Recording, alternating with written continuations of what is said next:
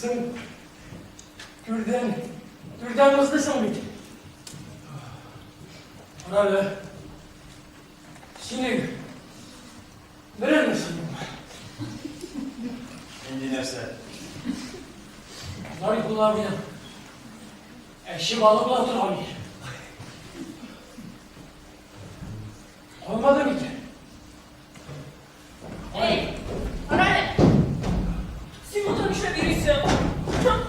Oraya varıp girmem bunda. Ha? Dur.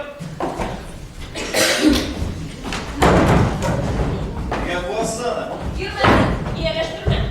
Sizden iyi götürme. Bu masa dolu. Ay kulağım benim. Yapmasın değil mi? Hayır. Bırak. Sizden öpmüştü. Nefsesin sen. Irkın. Irkın diye böyle. Oğlunu atışlarını mı? Yarak, irtega kırırma. Derse kırdım sana. Bir bu sana yarak. Meskin babayı de. Mullalar böyle bir şey yaratadı.